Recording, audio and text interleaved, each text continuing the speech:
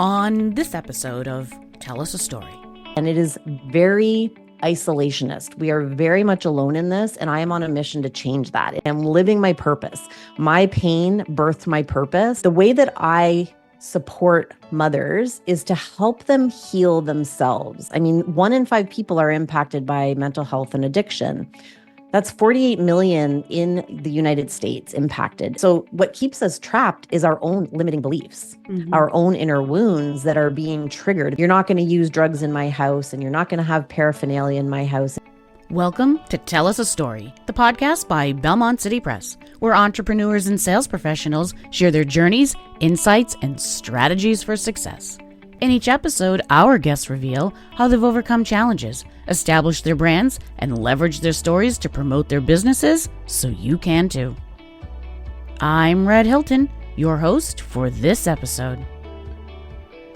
Today I'm joined by Jennifer McCutcheon, who is the founder of Enable No More. So, Jennifer, tell us a story. Thank you so much for having me. Super excited to connect with you and your listeners. Yes, my name is Jen McCutcheon. I am the founder of Enable No More Radiant Recovery Programs. We help moms of addicted children reclaim their peace and their power with the specific purpose of breaking the destructive cycles of addiction. So, our ideal clients are mothers who are ready to change what isn't working. They're looking to restore peace. They're looking to set boundaries, and they're really looking to implement solutions that have real impact to ultimately gain control of their lives again and help their loved ones, help their children do the same. So, we want to help them to rediscover their power, and in doing so, they're able to show their children a way to recovery. So if you're interested, you can discover more about us and all of our offerings at our website at enablenomore.ca. We can easily be reached through our contact page on our website or Instagram at Enable No More. And I'd love to connect with you and help you to learn a new way to love, think, and live that actually has impact on not only your life, breaking free from the destructive cycles of addiction, but also helping your children do the same. Jennifer, that does sound like extremely important work. And it's sort of one of those things that I'm glad you're here and you're providing that service, but I'm sorry that you're here and providing that service. It's sort of that double-edged sword. So talk to us about your story and how Enable No More came to be. So, my story is for over 20 years, I was impacted by my loved one's addiction. My first and second husband both struggled with substance abuse and mental health issues, but it was really my son's battle with mental health and addiction that really brought me to my knees. It cracked me open. There was a difference between my experience, as hard as it was with my spouses, and my child. When your child is literally knocking on death's door, it is a completely different experience, or it was for me. And it really was the fight. It was me trying to save. I became addicted to my child and trying to save him that I became very unwell. And it was through that process of really having to understand that I did not have power over my son or his addiction, that really the only thing that I could finally understand that I had control over was myself. So it was in the cracking open, the breaking point for me, that I started my own healing and recovery journey, recognizing that I could not change that aspect of my child's life. And it was on my healing journey that I started to really awaken to the truth of who I am, the power that I held within, and the solutions actually that I had within to change what wasn't working in my life.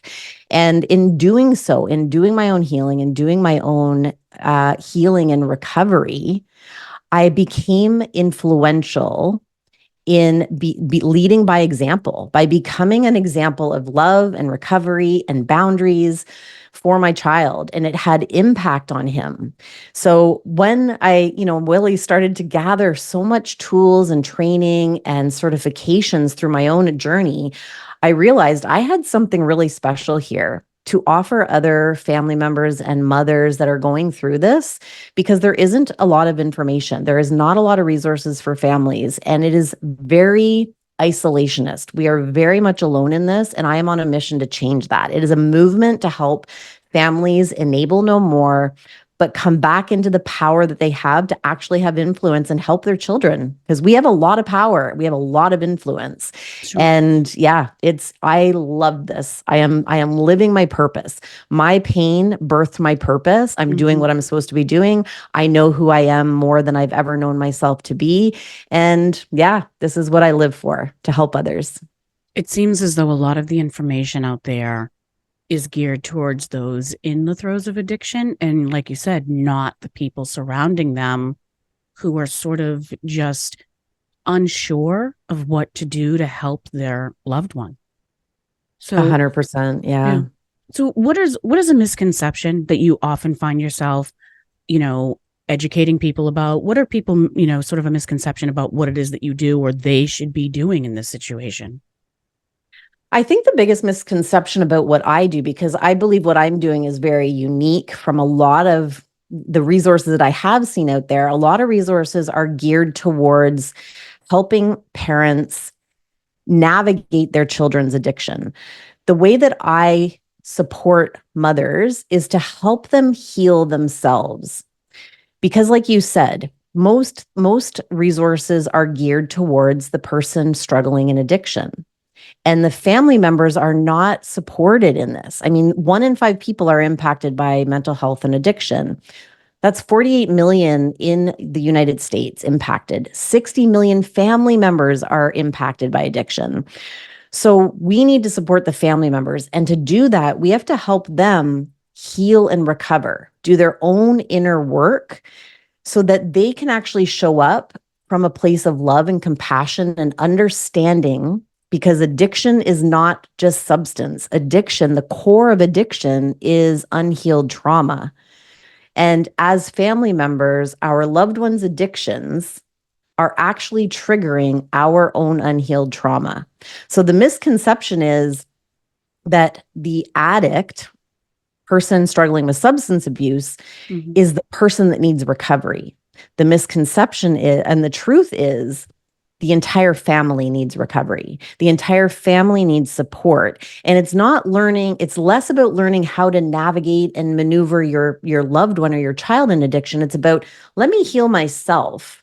Let me navigate my own unhealed pain and trauma and things that I do to avoid dealing with my own stuff, because then I'm not going to be triggered by my loved one. I'm actually going to be able to hold space and support them, loving them and accepting them exactly where they are without trying to change them. That's that's the difference between what I do. The misconception is we all need, it's not just our addict that needs recovery. We all need recovery. And you and I have spoken before about this, and we sort of agreed, I guess, that it's that you can't pour from an empty cup mentality. Correct. Yeah. Yes.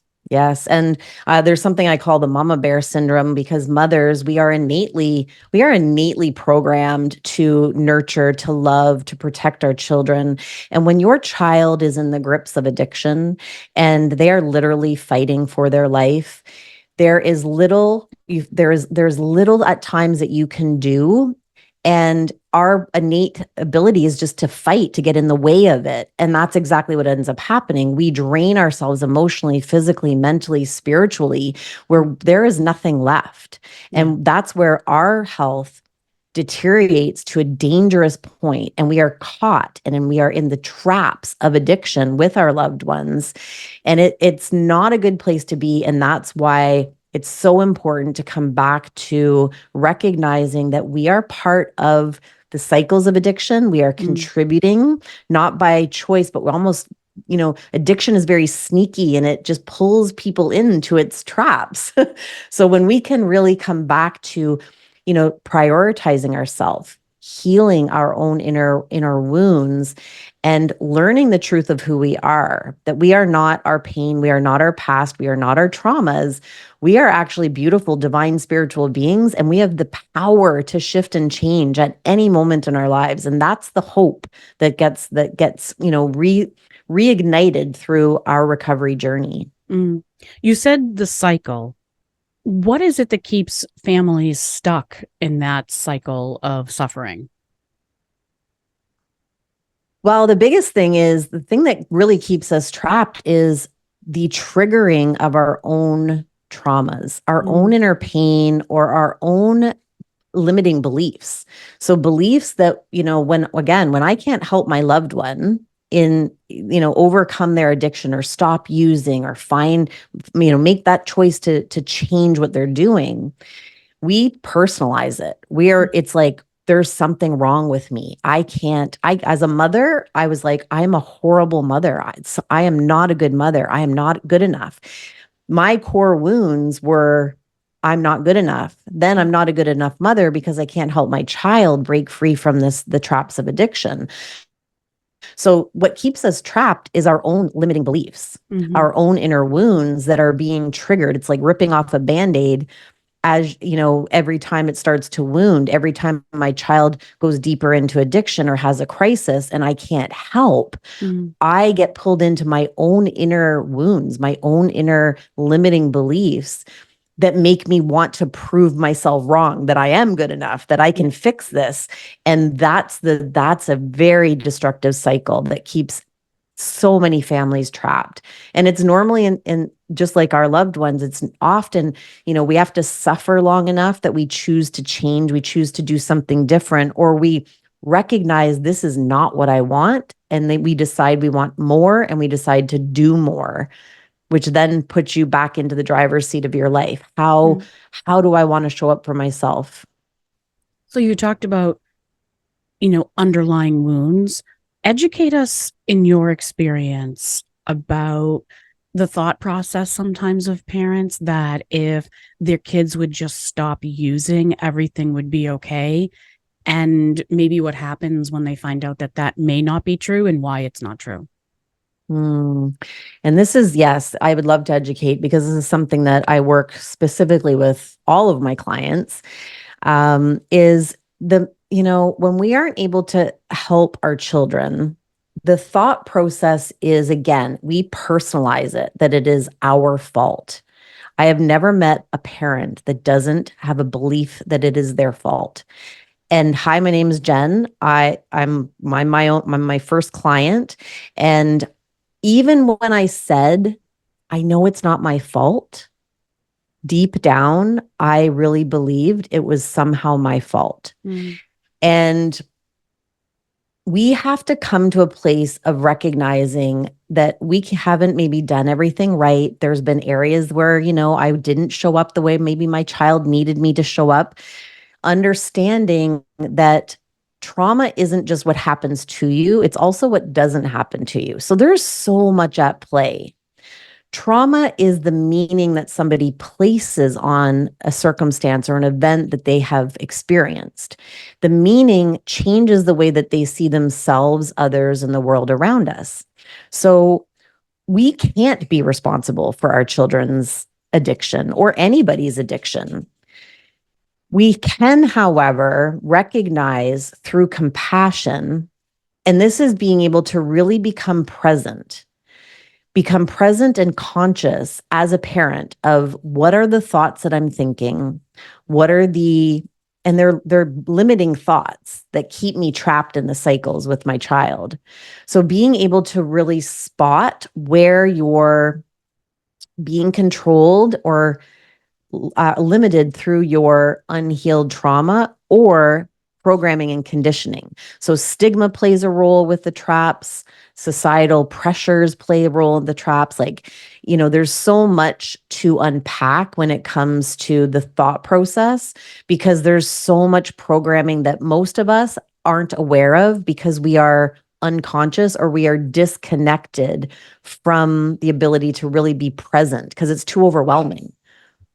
You spoke about societal pressures. Can you talk about what some of the societal pressures are? Because I feel a lot of parents see that as a challenge for their children and feeding into some, negative behavior or things that they don't want to see their kids getting into.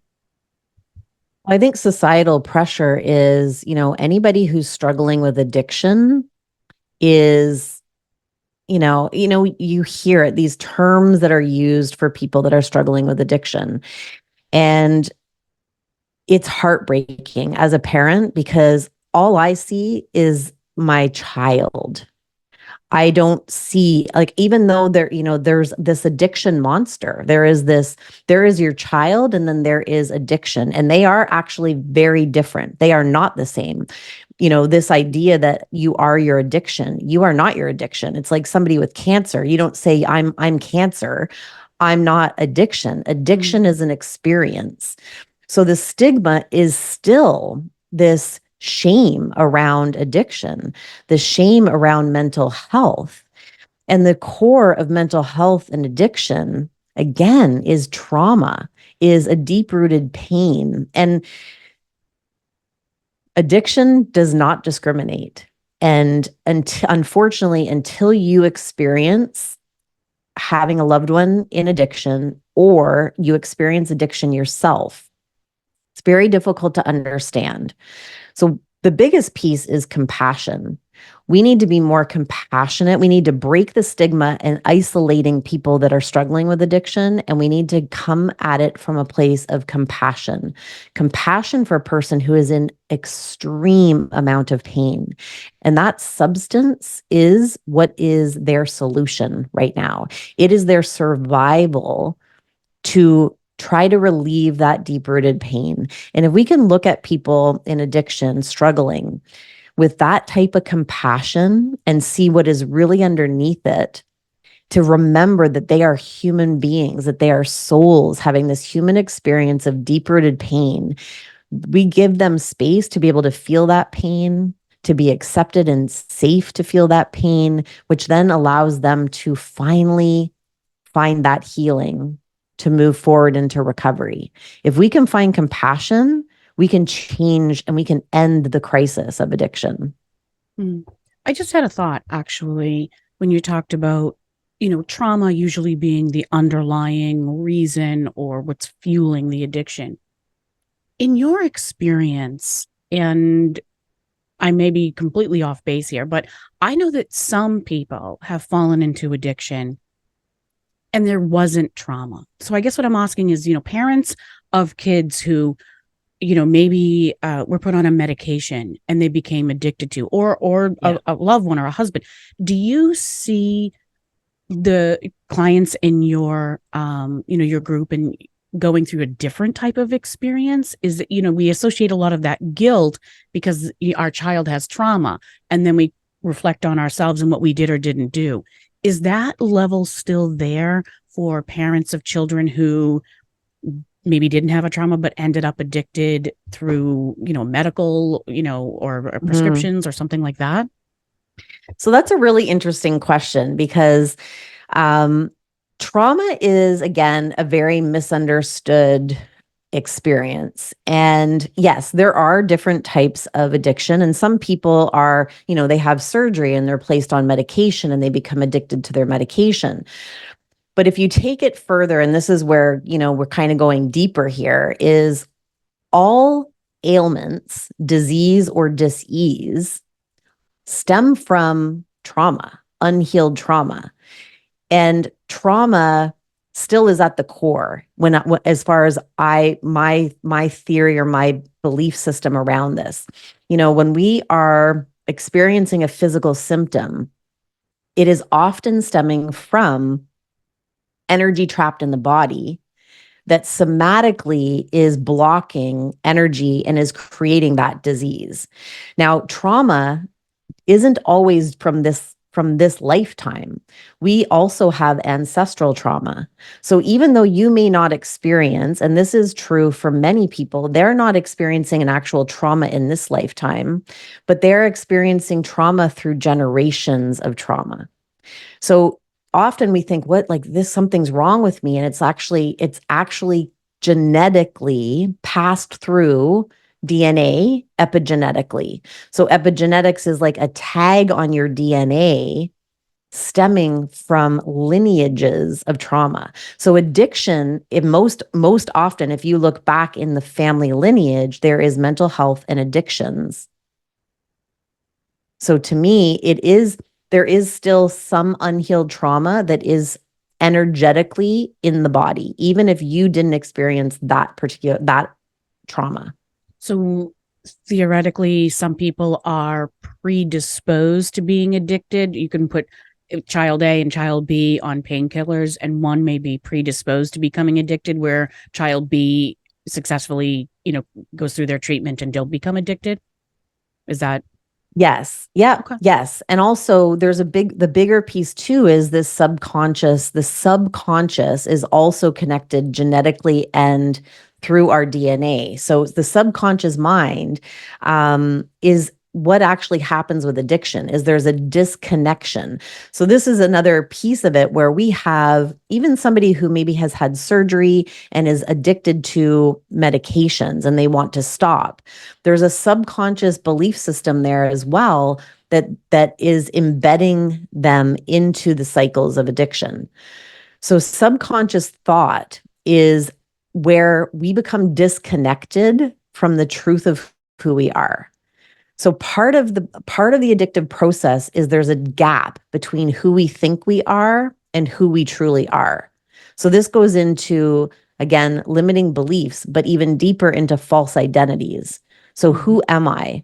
So even like an injury, I don't know, I'm trying to think like a football player injures his knee on, playing football. Yeah, He's car placed on medication, accident, horsing car around the accident, whatever. backyard. I mean, it's so easy to do that and then get placed Exactly. on some painkillers. That's right. And in that moment, again, trauma is so trauma is like it's a misunderstood word and it's an overused word. But something happens in a situation like that where we become disconnected from who we are. The identity in that football player is he's a football player, that is his identity. Now all of a sudden he can't play football and there's this panic of who am I if I can't play football? Now he's got a knee injury. Now he's placed on medications, and the medications become an issue because there's also things going on under the surface and subconsciously in the mind that have created another false identity. And there's pain, physical pain and emotional pain.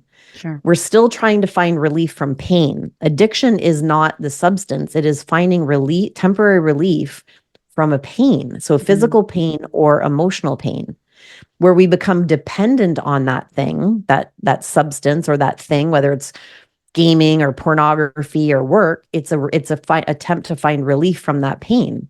But then it ends up having negative consequences, which we can't give up on. We're unable to give up that substance.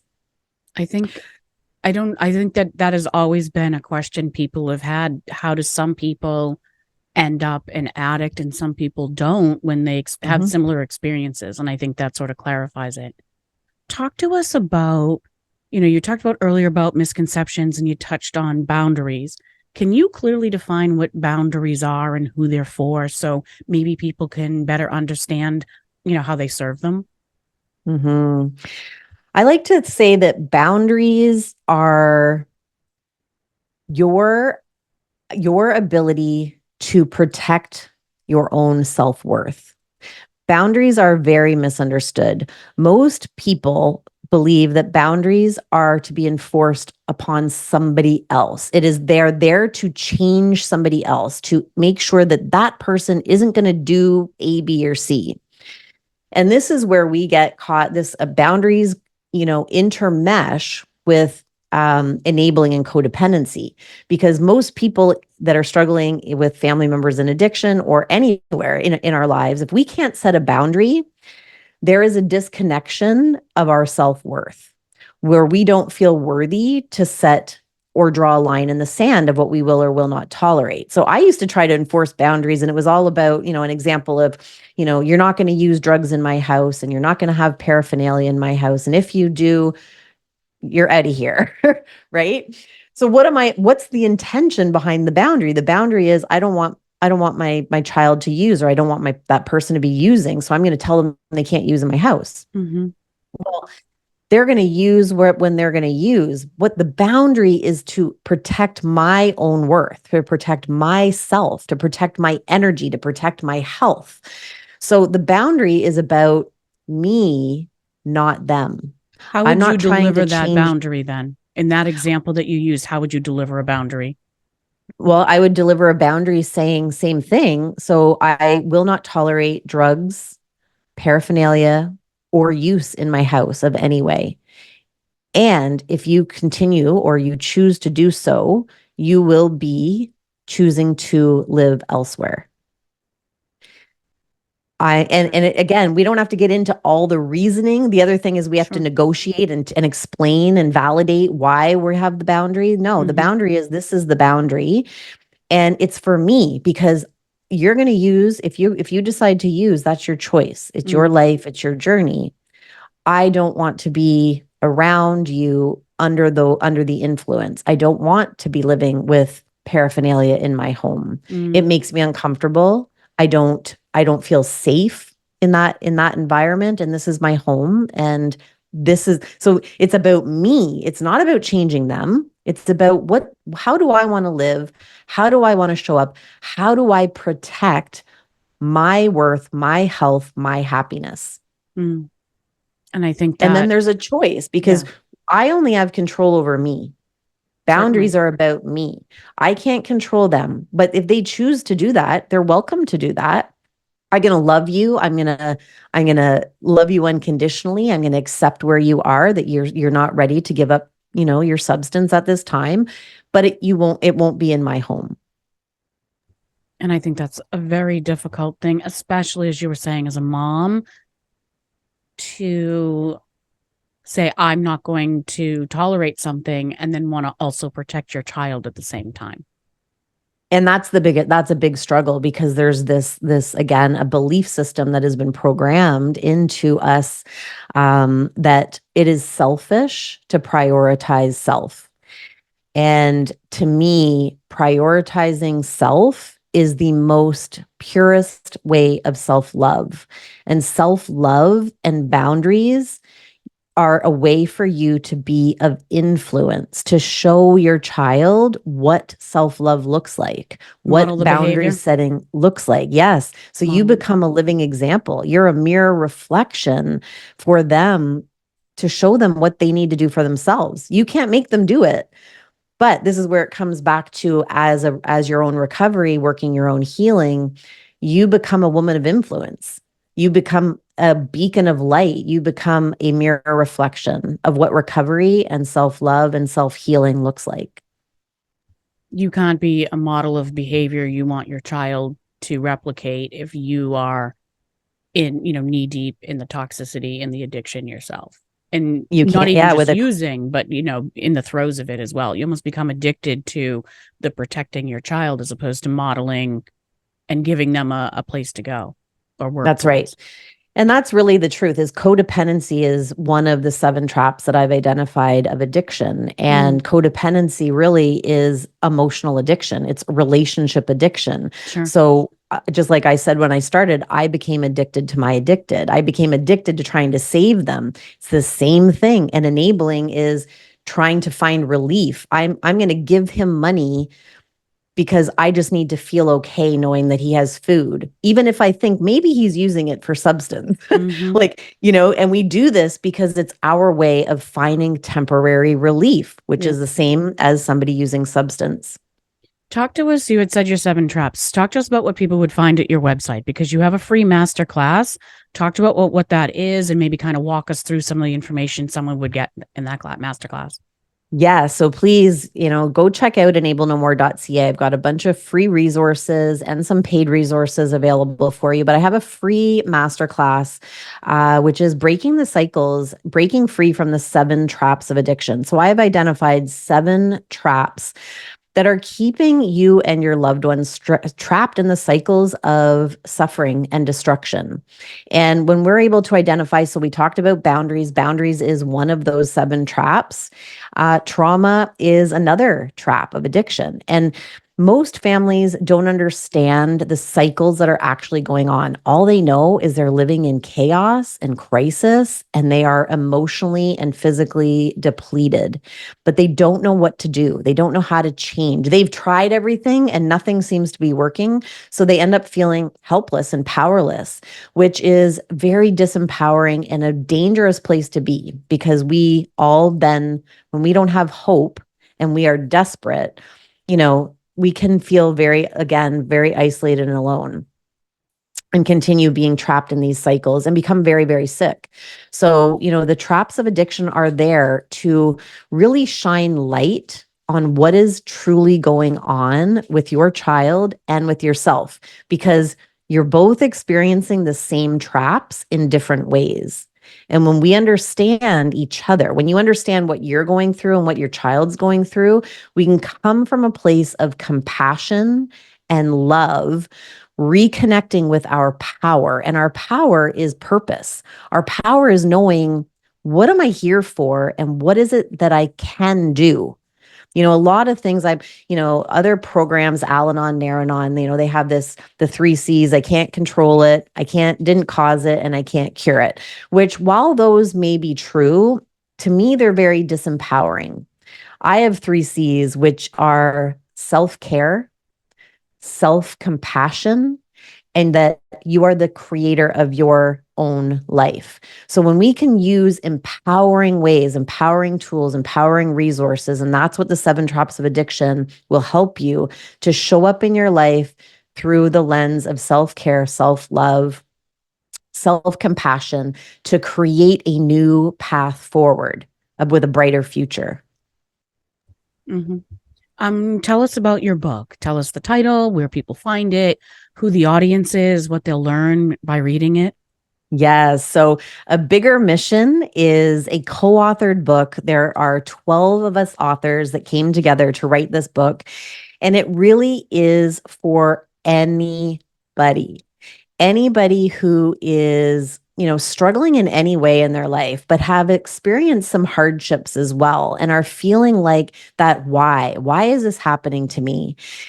With each of the authors, we've all experienced really tragic or traumatic events in our lives that really had us start questioning why.